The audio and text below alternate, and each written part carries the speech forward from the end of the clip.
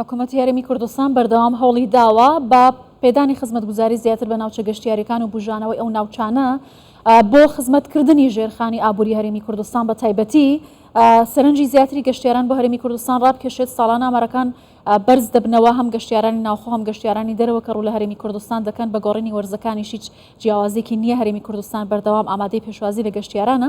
من زیاتر قسە دەکەم سەبارەت بە پلانەکانی دەستەی گەشت و گوزاری حکوومەتی هەرێمی کوردستان لەگەڵ بەڕێز سیروان تەوفیق بەڕێوەبەری بە بازاڕکردن لە دەستەی گەشت و گوزار کە لە سەدوێ لەگەڵما زۆر بەخێر بێت. ئەبینین کە ساڵانە ئاماری گەشتیاران و هاتنیان بۆ هەرێمی کوردستان زیاتر دەبێت. پلانەکانی دەستەی گەشت و گوزار بۆم ساڵ چییە؟ ئەتانەوێت چۆن ئەم کەرتە ببوژێنەوە بە تایبەتی؟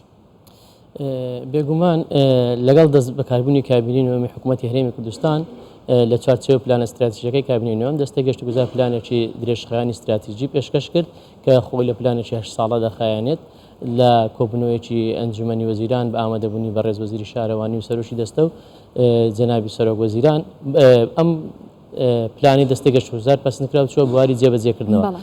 لەم پلانەیە هاتووە کە ڕێژەی گەشتیاران تا ساڵی 2030 بگەینە 20 میلیۆن گەشتیار کە سەردانی هەرێمی کوردستانەکە. ئێستا ژمارەکە لە 4 میلیۆنەوە بوو پێش کۆڕۆنا. بۆ ئەمەش کۆمەڵی هەنگاوی دراوە کۆمەڵی پلانی استراتیژیدانەوە پلان لە ناوچارچێشە پلانی سانەدانرێت بە هاوکاری سەرجەم وەزارەت و لایەنە پەیوەنددارەکان. چونکە بخۆتان دەزانن دەتەنیا دەستەی گەشت و گوزار و وەزارەتی شارەوانی گەشت و گوزار ناتوانێت پێشخستنی کاتی گەشتیاری بکات. باشە ئەتوانن تا 2030 ڕێژەی هاتنی گەشتیار بۆ 20 میلیۆن بەرز بکەنەوە. ئەمە چۆن دەکرێت؟ پێویستیەکان چین؟ هەرێمی کوردستان لەم بوارەدا چ کارێکی گرنگی لەبەردەست هەنگاوێکی گرنگی لەبەردەستایە؟ بێگومان ئەو پلانەی دانراوە ئێمە کوردستانمان کردوتە 3 زۆنەوە بۆ ئەوەی کە بتوانین پەرە بە ناوچە گەشتیاریەکان بدەین بە تایبەتی شار و شارچووکانی دەرەوەی پارێزگاکان بتوانین پرۆژەی گەشتیاری جۆرا و جۆر و ناوازە دروستکرێت. بۆ ئەمە بەستەش پلانەکان دانراون ئێستا لەگەڵ کۆمپانیەکان لە سەرهێڵین بۆی بتوانین پلان شوێنی جیاواز دروستکەین یاخود گەشت و گوزارش بە جۆرا جۆر بکەین. تەنیا پشت نەبەستین بە گەشتیاری هاوینە شوێنی بۆ گەشتیاری زستانە بۆ پاییزە بۆ سەرچێشی بۆ هەموو ئەمانە پلاندانراوە بە هاوکاری وەزارەتەکانی حکوومەتی هەرێمی کوردستان. گەشتبینیشین بە پێی ئەو پلانی کە هەمانە گەشتبینین ڕێژەکە زیاتر بکەین. باشە ئەو ناوچانە زیاترەکەونە چ ناوچەیەکەوە ئەوانەی کە پلانتان بۆ داناوە لەگەڵ وەرزە جیاوازەکان لەگەڵ ئەو هەنگاوانەی کە حکوومەتی هەرێمی کوردستان لە بەردەمیدایە هەنگاوی بۆ بنێت بۆ زیاتر ڕاکێشانی سەرنجی گەشتیاران دەرەوەی شارەکانن یا ناو شارەکانی هەرێمی کوردستان بگشت؟ ئێمە هەر لە زاخۆلتا خانەقیەم پلانە دەیگرێتەوە بەڵام دەمانەوە زیاتر کەرتی گەشتیاری بەرینە شار و شارچکان یاخود ناوچە سنووری و ناوچە چیا و سەرنجڕاکێشەکانی ئەمە چکە ناکرێت ئێمە تەنیا پشت بە ناو شارەکان بەستین.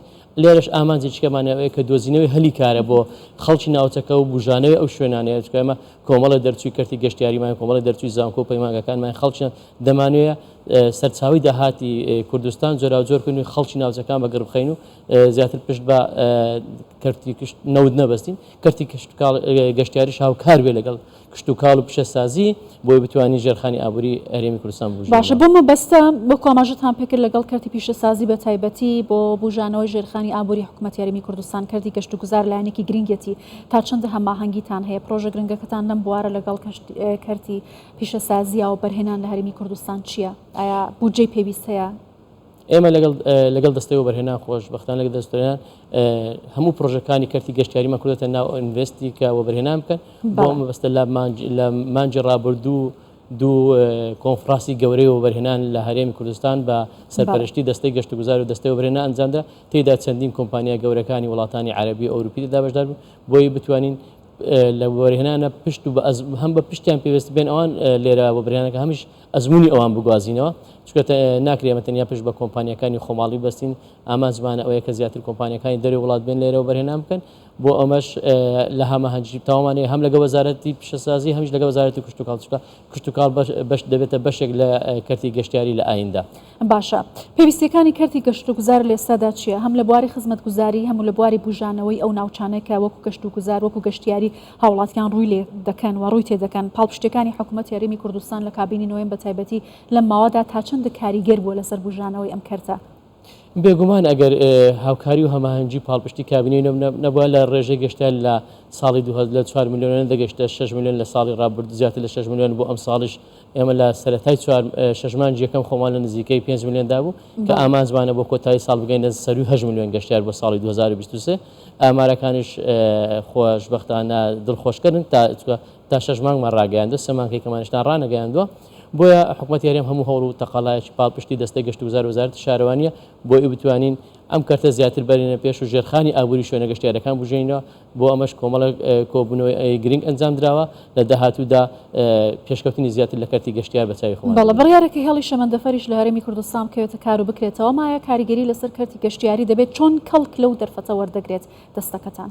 بێگومان هێڵی شەمەندەفەری کاریگەری ڕاستە خۆ دەبێت چکە ئاسانکاریەکی زیاترە یاخود خەڵک ڕەنگە بە تایبەتی لە کوردستان ئەمە بۆ یەکەم جار بێت خەڵک زیاتر بوێ مەسەلەن لە ڕێ ئەو ڕێگا و سەردامکە دووش ئێستا ئەو ڕێ دروستکردنی ئەو ڕێگەوبانانەی کە بۆ شوێنە گەشتیارەکانە چێ بە تایبەتی هەولێر تا حاجومەرا هەولێر بۆ سلێمانی لە ناوچەی گەرمیان و هەڵەبجا لە دوهۆک و زاخۆ ئەمانە وای کردو ڕێژەی گەشتیار زیاتر بێنن وستان بۆیە هەموو هەنگاوەکانی حکوومەتی هەرێمی بە تایبەتی لە ڕێی ژێرخانی ئابووری و دڵخۆشکەر و پاڵپشتێکی تەواو بۆ پێشکەوتنی کەرتی گەشتیاری لەگەڵ هەبوونی پلانە استراتیژیەکەی دەستەی گەشت گوزارەکان. باشە لەگەڵ ئەوەی کە بەرەوەرزی پاییز و هەروەها زستانیش دەڕۆین ناوچەی گەشتیاری زستانەمان هەیە بە تایبەتی لە هەندێک شوێنی زۆر تایبەت گەشتیارێکی زۆر لە زستان ڕووی تێدەکەن ئەمەش پێویستی بە ڕێگەوبان و خزمەتگوزاری زۆر باشە بۆی کە گەشتیار بتوانێت بە ئاسانی بگاتە ئەو شوێنانە تا چەندە هەماهەنگیتان هەیە بۆی کە ئاسانکاری بۆ گەشتیارانی دەرەوە بکەن کە دێنە هەرێمی کوردستان بتوانن لەو ناوچانە سوودمەند بن ئەمە کاریگەری لەسەر کەرتی گەشتیاری یا بڵێن کارەکانی ئێوە نابێت.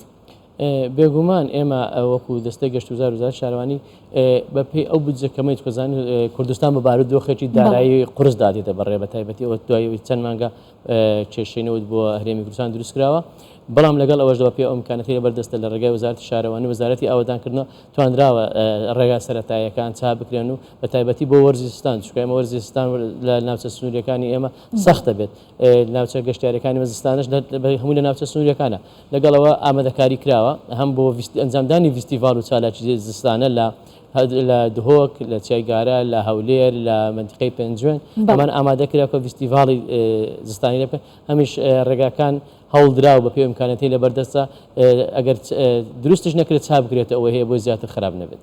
بەڵێ زۆر سپاس بەڕێز سیروان تۆفیق بەڕێوەبەری بە بازارکردن لە دەستەی گەشت و گوزاری حکوومەتی هەرێمی کوردستان سپاس لەگەڵ کوردستان 24 بووی.